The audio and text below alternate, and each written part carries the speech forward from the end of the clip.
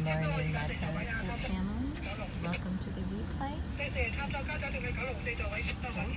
Joseon means good morning. This is going to be, I'm afraid, a long taxi ride. Good morning, everybody. I'm Zora, and I'm an expat living in Hong Kong, but not for much longer. Hey, Anand.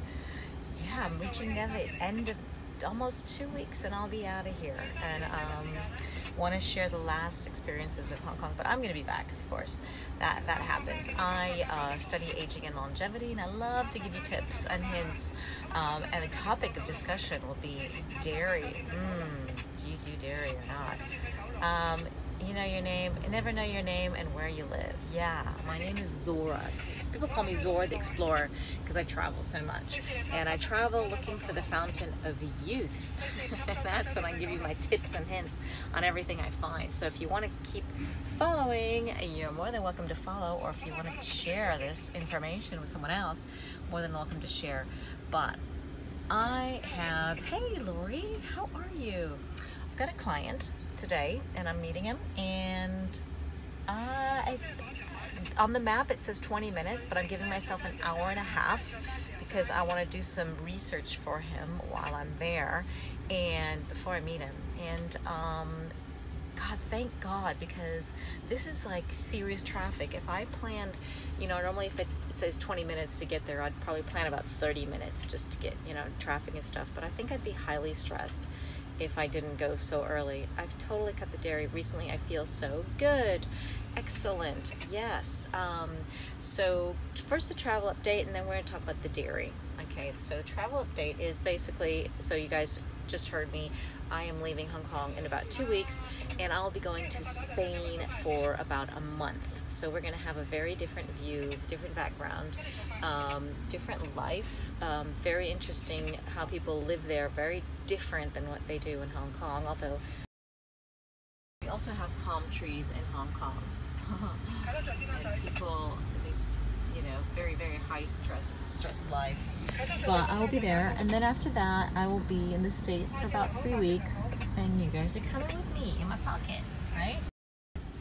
How many of you guys are coming with me? Actually, how many of you are new? Give me a 1 if you're a newbie, a rockstar newbie, and a 2 if you've been around for a while, right? And none, you're not newbie. You've been around for a while. Dean, I don't know Dean. Dean looks like someone new. How many times do you think I could learn to need to learn Mandarin? Oh, Cancun? That's a good question. I'm a linguist, so I'm going to answer that. It all depends on how much time you spend and what environment you're going to be in. So if you learn Mandarin in Hong Kong, it'll take you years, even if you did it every day, because no one speaks Mandarin here. You'll probably, if you immerse yourself down into Shanghai or Beijing or anywhere else in China, you'll probably learn it really quickly. And I would say if you get into a language school every day, say you do 2 to 4 times a day, then 2 to 4 hours a day, then what they speak in Hong Kong, they speak Cantonese in Hong Kong. So if you do, say, 2 to 4 hours a day, every single day, immersed in Beijing, say, you'd probably in 4 months, 4 to 6 months, have a pretty basic, very basic Mandarin. I have to say, unfortunately, if you did like powerhouse, like 8 hours a day, every day, you might learn a little bit faster, but it takes time for the brain to process. Went to Hong Kong, Shenzhen a month ago. Nobody spoke English. I was in trouble alone from the business. Are you kidding me? In Hong Kong, everyone speaks English. In Shenzhen, no one speaks English, not even Cantonese. They're all speaking Mandarin there. Learning languages is my favorite passion. Oh my gosh, well, your English is really good, right? That's already something I can test to. So yes, language. How many of you guys speak another language? And if you do, write down the languages that you speak. Shenzhen and Guangzhou. Ah, yes, totally. In Guangzhou, they'll speak Cantonese and Mandarin. I would like to spend time there. Studying Japanese, would that help to communicate in China? Not at all. Nope. Arabic, cool. That's awesome. I'd love to learn Arabic one day. Spanish and English, awesome. Muy bien. So you guys are just popping in. We're just sharing the different languages that you speak. One tip for you guys who want to learn languages, there's a great app called Tandem, Tandem. It's like tandem bicycles, right? It's hard. Don't learn Arabic. Oh my gosh. I think Arabic's going to be a lot more easy than Chinese. I can learn Cantonese than I can learn Arabic, I'm sure. Learning Spanish, French, Portuguese, Japanese, Portuguese, wow, all at the same time. English, Russian, Ukrainian, Chinese, German. Wow, Luke, I'm almost the same as you, except the German. Wow, I do speak all those languages like you do, Luke, except I'd probably say French instead of the German, and Spanish as well. Astaver Lei Hoi Bindo. Oh, you want to say Lei Hai Bindo Yan? Like, where are you from, right? Pearson? And Korean, no way. You guys are so awesome. Oh, you're in the Honduras.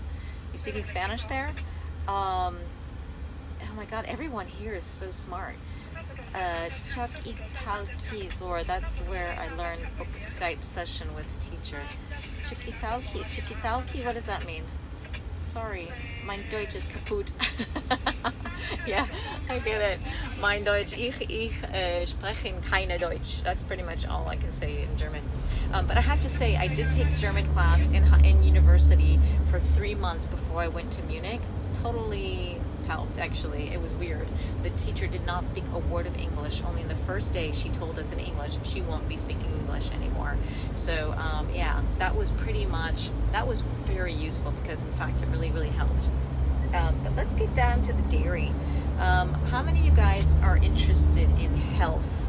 Okay, you've been following me for a while. I know you are interested in longevity and aging, so right? How many people want to have a long health span? Give me a 1 if you do, and a 2 if you don't care, right? It's okay too. Not everybody has to be concerned about their health as long as they're happy, right? So very little dairy. Oh my gosh, Cancun, I am not so smart. I have so much to learn. The more I learn, the more I realize how little I do actually know, right? 1 and 2. So yes, worse than red meat. Oh my gosh, yeah, this dairy is such a controversial topic, actually. That's why we're going to talk about dairy. So in my studies of aging, I hit this topic a lot. Do we eat dairy? Do we not eat dairy? I'm a health coach, so I deal with a lot of people who with different diets, right? Dairy hurts my tummy. Yeah. Okay, that's probably a good sign not to eat it, right? If it's causing you pain, anything, even people, like if that person's causing you pain, you get it out of your life, right? Him or her out of your life. And if the dairy is causing you pain, you got to get it out of your life, right? That's pretty much the bottom line. That's the simple answer. Don't eat dairy if it hurts. But there's a lot of different kinds of dairy. Diabetic T2, just less sugar. Interesting. Wow. Is almond milk is not dairy? No. Almond milk is basically almonds and water. It's so easy to make your own almond milk. You can save a ton of money instead of buying it at the supermarket, and it tastes creamier and richer, and it's really nice and has a totally different flavor. And that's basically soaking your almonds overnight, then whirling them in a food processor, getting a bag and a sieve bag, squeezing out the milk, because if it looks like you're squeezing a cow, it's really weird. They named milk, it's confused me. I know, it's like, we should call it almond water or almond drink or something like that. Oh, thank you. I try to be friendly. I've got some time in the cab now, so I'm not in a rush. I had half a cup of mixed unsalted nuts and coconut water for dinner. Yeah, oh my God, Pearson, that's almost like almond milk, right? There you go. So when you are making your almond milk, you're going to squeeze out the almond meal, and actually you can dry that in the oven, and it makes like almond flour or almond meal that you can use to bake things, bake paleo bread or grain-free bread and stuff like that. But the deal with dairy, actually, I can send it a very interesting podcast if you want to hear. Through Precision Nutrition, this is where I've been trained as a health coach, and what it comes down to, can we add almond milk for coffee? Yeah, you can add whatever you want in coffee. You know what I just had yesterday? Did you guys see my live stream? Did you see my Instagram? It was an Instagram, hack my age. I tried yin yang. Yin yang is a Hong Kong tea coffee mixture. Half coffee, half tea, and with a little bit of milk.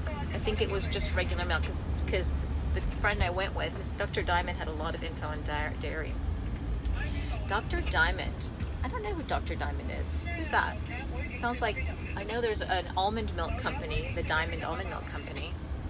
Maybe he had some interesting thing to say for people to stop drinking milk and drink his almond milk. Maybe.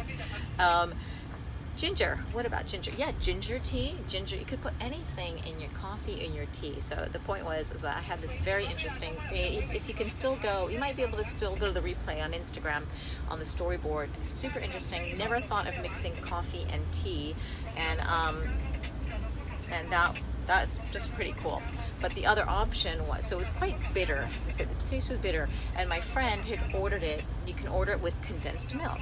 Right? So I said no condensed milk for me because that's sugar, added sugar that my body just doesn't need. And but I did taste hers, and it tasted better. So, but it's not a food that loves me. So doesn't love me back. So I try not to love it. You like Thai tea? Thai tea, interesting. Thai tea. It's not Thai iced coffee. Remember that? I don't know if you guys, when I grew up in the States, I heard about Thai iced coffee, and it was basically coffee with condensed milk in ice cubes. And when I went to Thailand, nobody had a clue what that was. What I did find is that in Vietnam, they actually drink their coffee with condensed milk like that. They're actually huge coffee drinkers in Vietnam, and they make excellent coffee. But anyways, so yes, you can put anything you want in your coffee. You can have almond milk or whatever. Dr. Diamond wrote Fit for Life. Okay. I'm gonna go look for it. I gotta go look him up. Thanks, Pearson, for telling me about that. Let me show you the view. So, when it comes to dairy, you know, dairy is so many things, right? Give me a 1 if you eat dairy, a 2 if you don't eat dairy. And dairy, so what is dairy? Dairy is milk. It could be yogurt, kefir, quark, cheese, cottage cheese, paneer.